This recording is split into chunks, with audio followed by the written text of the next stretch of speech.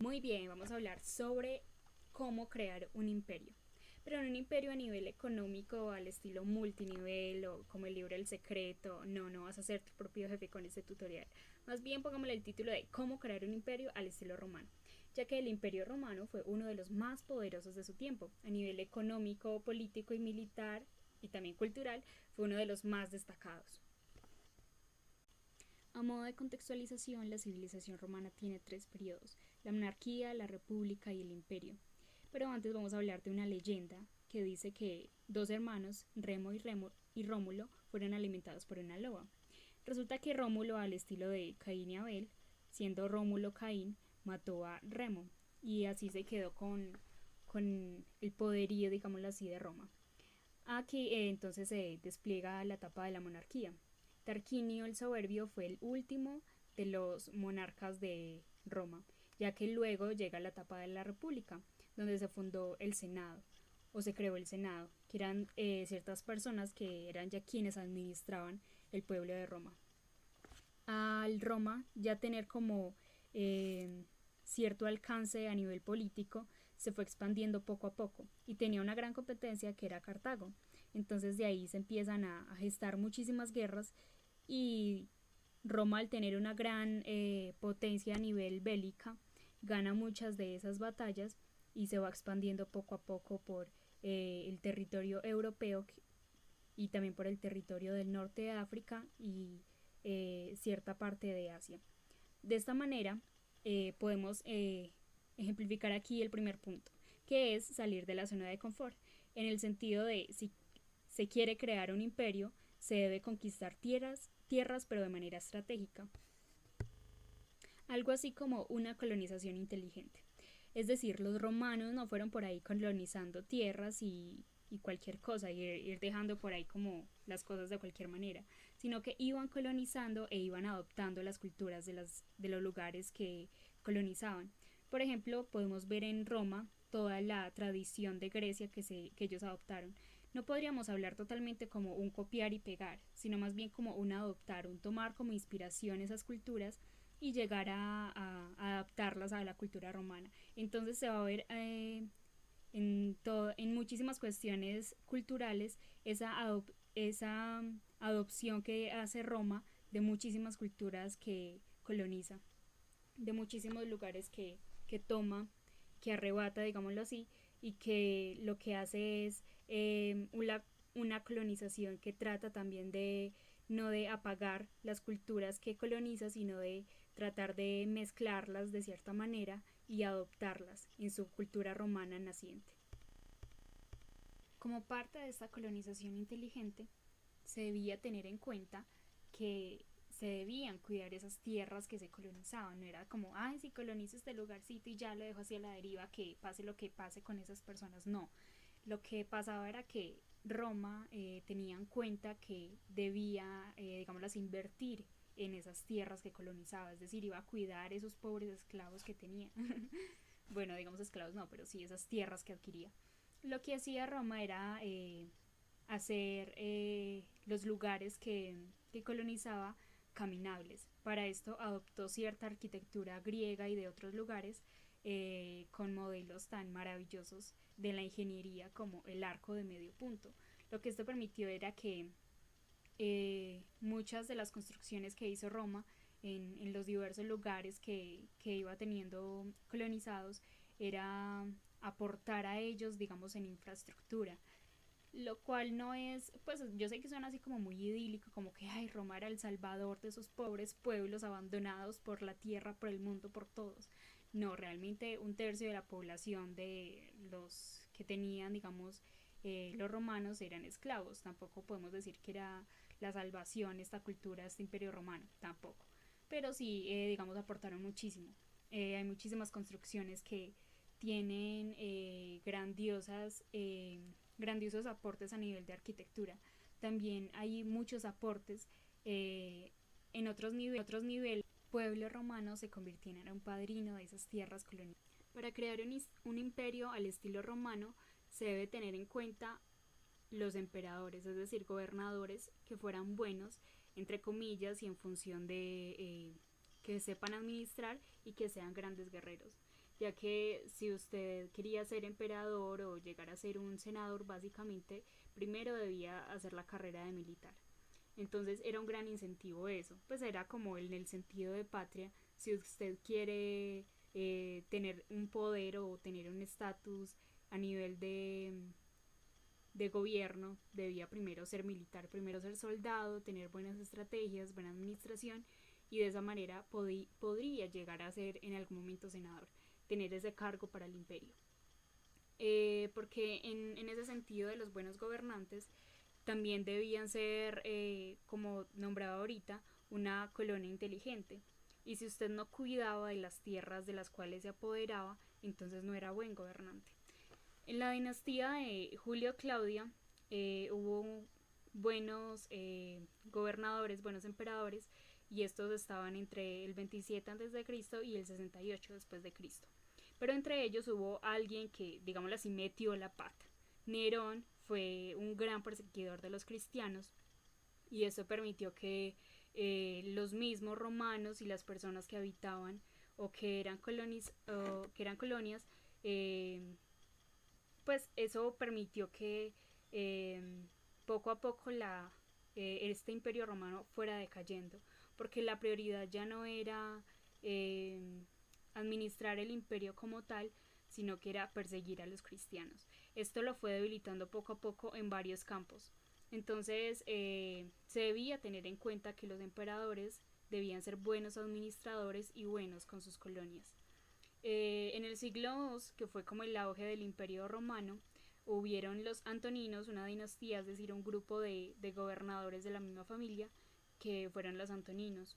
Trajano, por ejemplo, gobernó muy bien Roma, se dice que fue uno de los mejores gobernadores, de los mejores emperadores, eh, y, por ejemplo, tuvo dos hijos, o bueno, le sucedieron otras personas que no fueron tan buenos administradores como él. Entre ellos Cómodo, que fue realmente muy incómodo para el imperio, porque permitió la entrada al a ser emperadores a los severos, quienes fueron muy dañinos para el pueblo,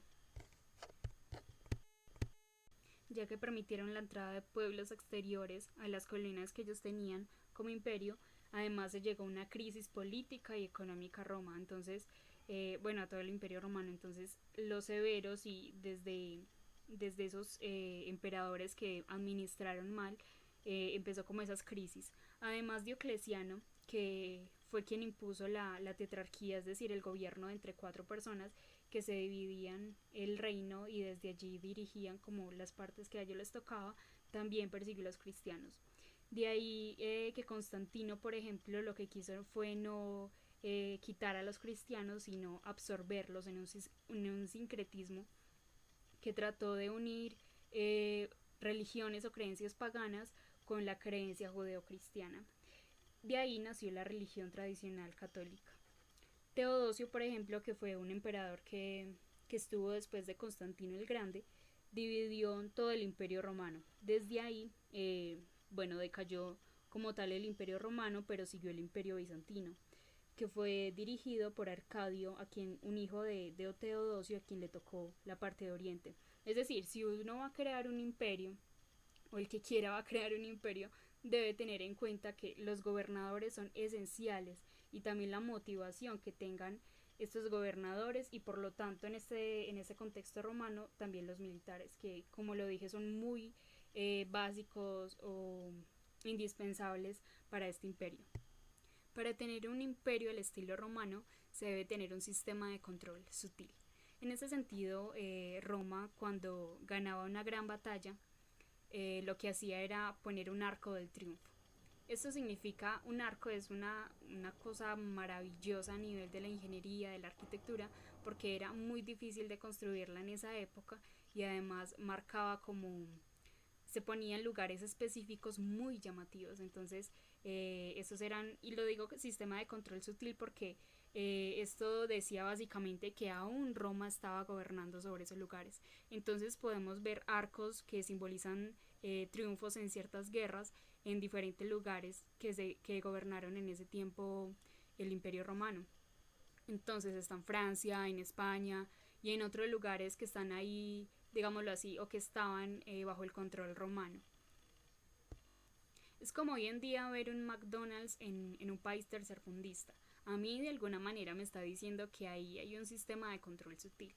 Y no sé ustedes, pero hoy hay imperios que son más indirectos que el romano y que están sobre... Ese control también se demostró sobre ese modelo antiguo que tenía Roma y es Egipto, porque traía alguna de las estatuas que ellos tenían y las ponía en la ciudad que era Roma o en otros lugares específicos para mostrar su control sobre la población.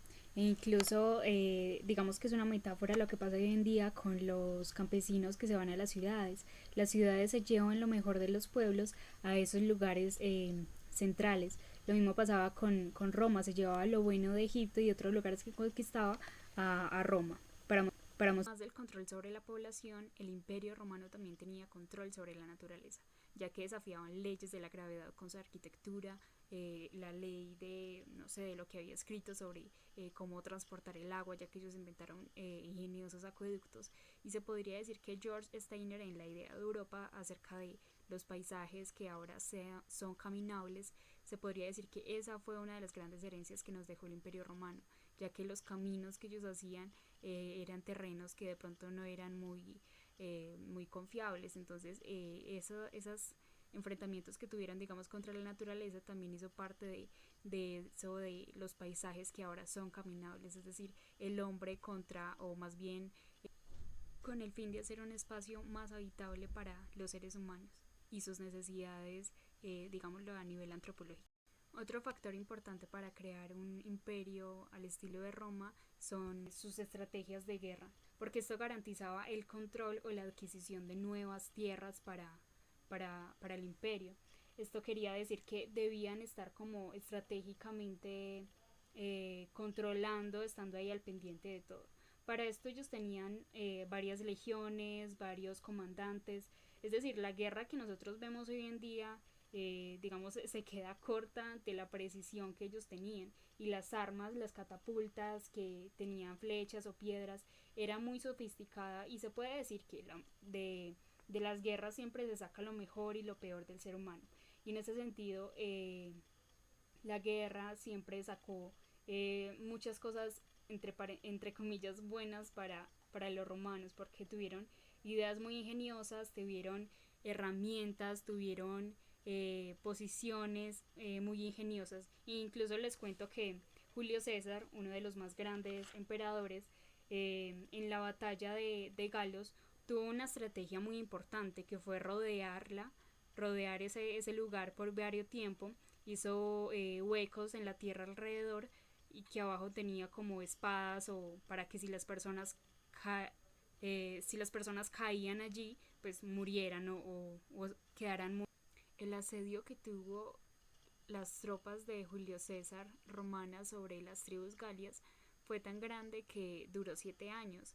Ellos ponían torres alrededor de esas tribus para presionarlas lo más posible para que hicieran lo que el imperio romano quisiera, que en este caso fue la dispersión de las tribus y la posterior posesión de ellos del imperio romano como nuevo dueño de esas tierras.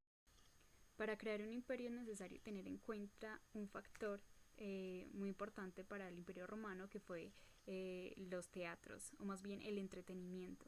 Y parte de ellos eran los teatros, que eran para personajes como los patricios y los plebeyos, siendo los patricios los aristócratas y los plebeyos campesinos y artesanos, trabajadores en general, y también los soldados. Entonces el entretenimiento en este caso se garantizaba en los coliseos, en esas corridas de las cuadrillas. Todo eso se tenía en cuenta, entonces era muy preciso tener en cuenta estos espacios que eran abiertos para el público, donde claro también se tenían separados lugares para las personas más importantes y las personas menos importantes. Allí se tenían eventos como el sacrificio de cristianos, también se mataron muchos animales en esos lugares, Entonces era como la perspectiva que ellos tenían de entretenimiento en ese tiempo, y que para el imperio era muy importante tenerlo en cuenta para su población. También se presentaban tragicomedias, por ejemplo, tan típicas de los griegos. Para crear un imperio al estilo romano se debe tener en cuenta la homogenización cultural que usó el imperio romano. En este caso, a nivel de la lengua, usó el latín, el vulgar para campesinos, artesanos, soldados, personas del pueblo y colonizados, y en el aspecto del latín culto, se usaba solamente para las personas del Senado, que luego quedaron solamente después de la caída del imperio para las personas de la iglesia a nivel eclesial. Y el vulgar es de donde nacen las lenguas romances. Esto es importante para un imperio naciente porque es una marca que impacta, que trasciende, y miremos que hoy en día hay muchísimas lenguas romances. Miremos que hoy las seguimos usando, y nuestra filosofía, cultura, política, religión y la lengua obviamente tiene aspectos de ese imperio romano. Entonces, si este cayó por razones de derroche, de avaricia, de explotación, y de que, bueno, de alguna manera también falló en la guerra, lo que se debe tener en cuenta para un imperio es que finalmente va a trascender. Así sea que su impacto o que su tiempo sea poco o mucho, siempre va a tener una trascendencia, y más este imperio romano en nuestra sociedad de Occidente. Muchas gracias.